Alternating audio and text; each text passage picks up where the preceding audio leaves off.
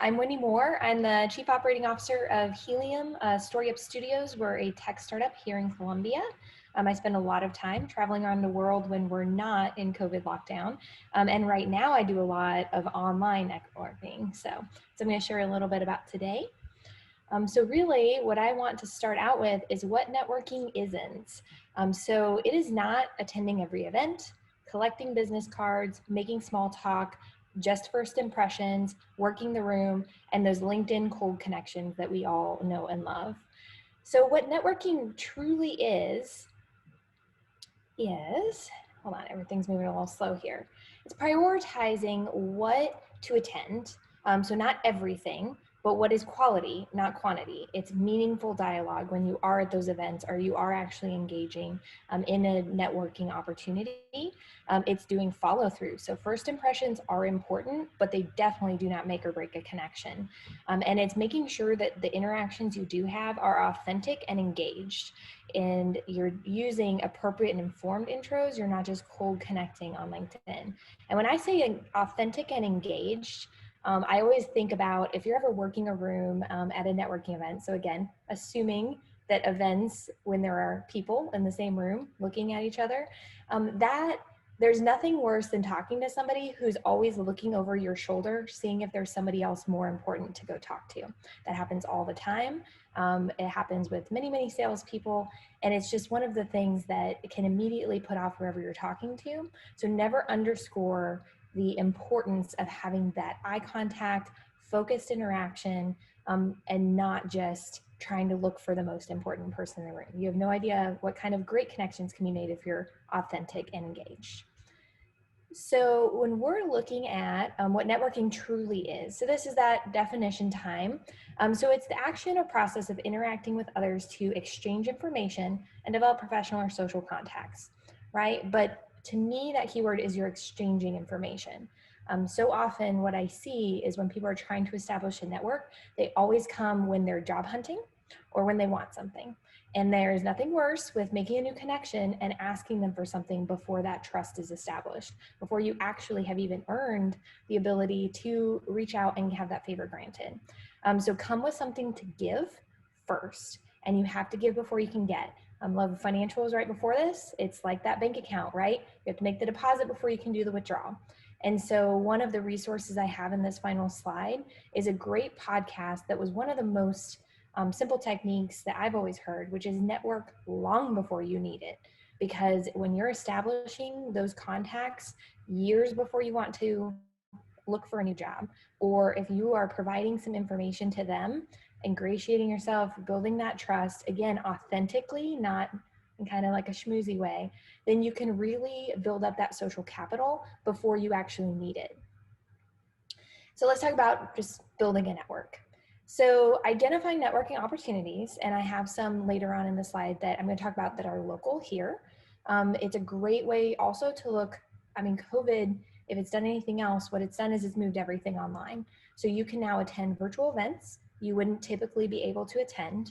You can do speaking engagements at those events and establish yourself as a subject matter expert. I was on a panel in Ireland a few weeks ago. Never been to Ireland. I did not know the people putting it together. I knew somebody who knew somebody and they needed a last minute panelist. That is a good way to build up that social capital. Made a lot of great connections with a group that I was entirely unexposed to before because of the network I'd established previously.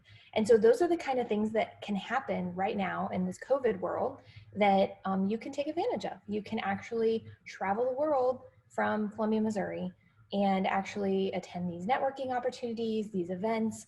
Hopin has all these breakout rooms, different event platforms that are literally just making it so easy for you to broaden your reach so much further than what we would traditionally be able to do by hopping on a plane, which is what I used to do. And when you do go to an event, develop an action plan. So if you take nothing, well, actually, this is all important. But this is one of my favorite things is that when you do go to an event, look at the participant list. Look at who is speaking, look at who's on panels, but then also look through and see if the participants are out there, if there's opportunities to identify some key prospects going into that.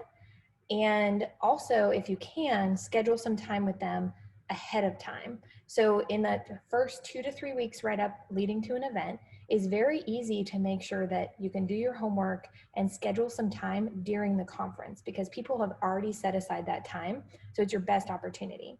Again, went back when I was traveling, I would do this a lot. So if I was out in California for a conference, I would look at who else was there. And this is where that cold call can kind of work in your advantage, which is, hey, I saw that you're actually there as well. Could we meet up and I could actually meet you in person? Could we set up some time to do a demo? This can still happen virtually, again, because people are already setting aside this time to attend the conference. So there's a lot of opportunities in all these event platforms to do speed networking. Good time to practice. If you don't have a lot of practice, doing that quick 3-minute pitch or that 3-minute synopsis of who you are, and make sure if you have a 3-minute speed networking block, 1 minute's for you, 1 minute's for them, and 1 minute's for dialogue. So make sure you don't talk the whole 3 minutes. And then make sure you follow up after the event. And so I'm going to talk about follow-up techniques here in a second. And then one of the other things, one of my favorite tips to give, especially students, people coming out a new career or shifting careers. I did this when I moved to Columbia from Charleston, South Carolina, trying to establish a business community network here, is I did a little internet stalking, some LinkedIn action, some newspapers, some articles, who is in the business community that I want to connect with, and I made a conversations list. And what I did is, again, this is the way to build up those cold calls in a way that doesn't feel too over the top, is, can I take you for coffee and learn what you do? And it is not trying to get something from them. It's not asking for a job connection. Is literally, I'm just trying to get to know this community. Could I please buy you coffee? Or could I please have 30 minutes of your time, 15 minutes of your time? And try to build that network through just listening to them talk. This was exactly the way I found my job here in Columbia, when nobody here in the business community knew who I was. So some awesome networking opportunities. And we talked about a lot of these resources at the beginning when we're talking about who sponsored these events. I'm a huge fan of Ready. Ready has created a lot of entrepreneurial business opportunities. My background's in economic development. So Ready was the very first email I sent when I was trying to establish here. I met up with the entrepreneurship coordinator. He invited me to 1 Million Cups, and that's how I found my job. Moving to Columbia, knowing nobody, and I built a job that's built on networking and connections. Chamber of Commerce, same thing. So these are your two best resources when you're looking at free and accessible and really impactful. These are the business leaders of Columbia. They sit on these boards, they attend these events. I also, at the Chamber, I used to attend every ribbon cutting. They're free, they happen all around town. They're at all of these different businesses. Go and celebrate the new business, go and celebrate their milestone. And when you're there, start to get to know all of these different people who are also attending. We already talked about 1 Million Cups. I'm a big fan, especially for entrepreneur space, but also for investors. BNI is the Business Networking International, I think is what it stands for. It's in the name. It works really well, especially for service-based companies who need to establish a referral-based service. Creative Mornings is new in Columbia.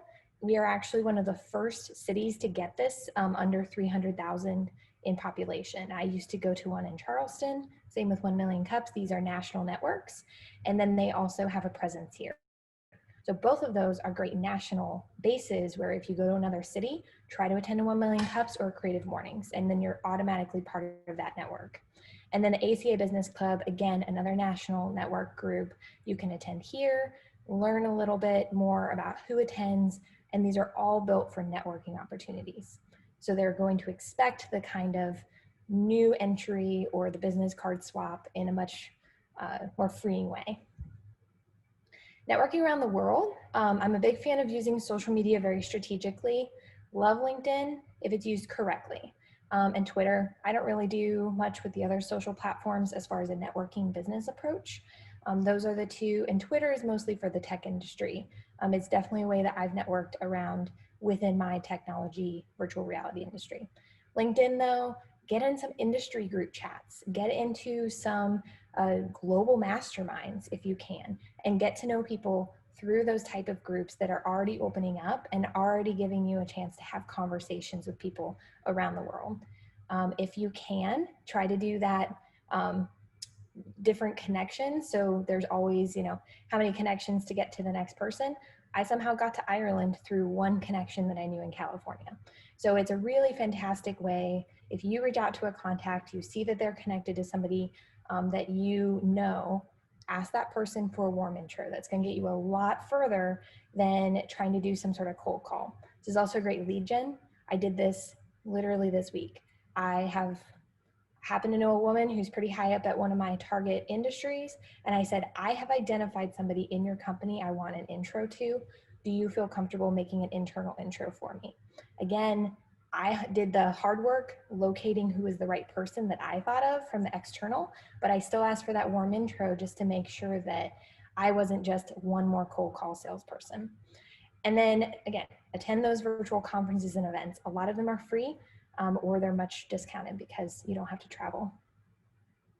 And then the most important thing is maintaining that connection. So here's some hacks I used to do. So immediately after meeting somebody, take notes on that business card about things much beyond just their job title and their company. Note down if they mentioned a spouse, kids, pets, where they're from, where they're about to travel, if they have kind of a weird hobby, expertise, anything that makes it memorable that you could reference back to in a future follow-up. I really like referencing back to travel because they're like, oh yeah, I'm going to Colorado in a few weeks. That's awesome. I'm going to remember 4 weeks from now, I'm going to say, hey, how was that trip to Colorado? There's your warm intro, and it shows that you remembered something important about them. I also used to rank kind of the level of potential and determine how frequently I thought I should follow up with them. Some people are nice, maybe every month, maybe once a quarter, maybe once a year. You do a quick touch point just to stay in contact and again, build that social capital. Some people are, I want to touch base with you on a monthly basis, and I really want you to know these things. Connect on LinkedIn, that way they see your activity, and it's kind of an automatic refresher, and you stay top of mind. So, and I'm going to answer these questions on the fly. So Ahmed just said, what's an example of giving to initiate a networking effort when you're starting your business from nothing?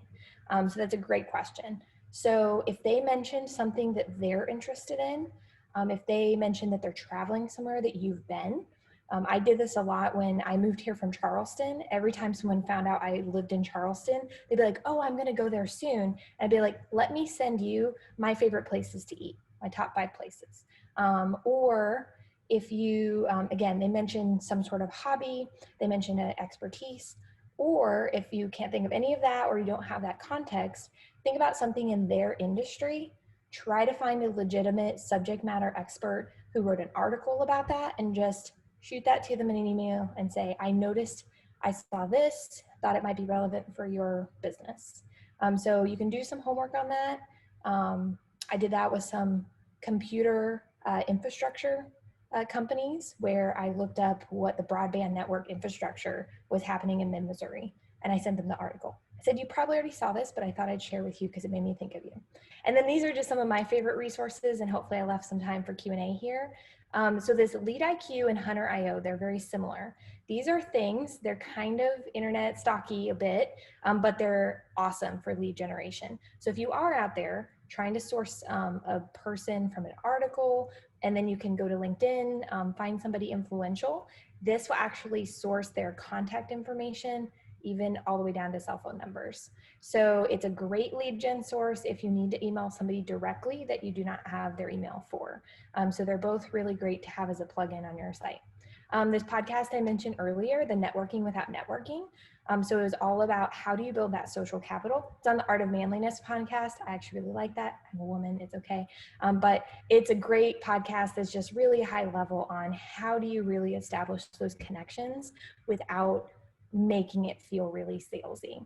And then these 2 books are classics, and they're classics for a reason. So Never Eat Alone and How to Win Friends and Influence People. They, again, are all about how do you do these approaches in a classic sense that's not going to feel like you're just one of 50,000 other salespeople or people just trying to build their network to build their network.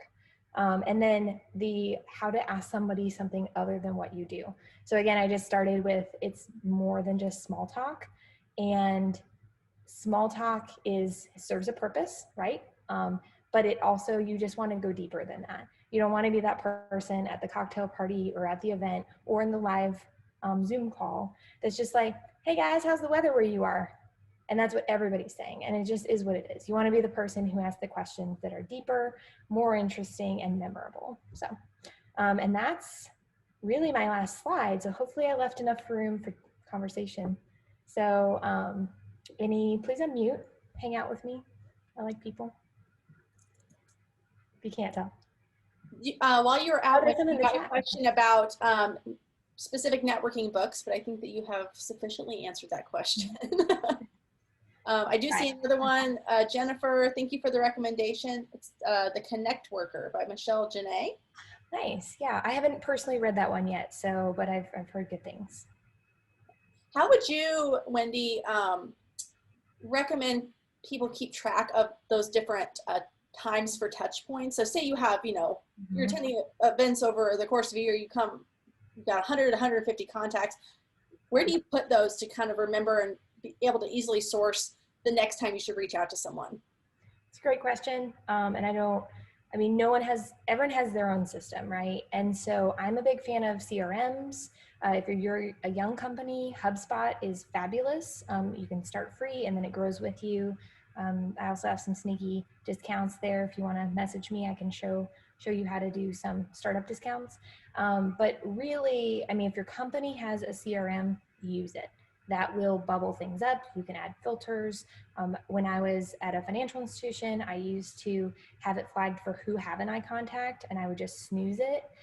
So I've used everything from Salesforce, Dynamics, Razor's Edge, and then now HubSpot. I'm a big fan of HubSpot, love it. You can automate a ton, more than I take advantage of. Jennifer said Trello. I'm a massive fan of Trello as well. Trello is just a list of lists, if you don't know about that, but it can be very organized, great stuff. And then a lot of the time I just go a little old school and I just drop something on my calendar. And so when I first meet somebody and I say, hey, I want to meet them quarterly, I will just schedule it out on my calendar as a quick reminder. Or at those top of the quarters, I'll just have a running list on like email contacts and I'll just keep adding to the notes. So all of those things, find what works for you, but just find something that works.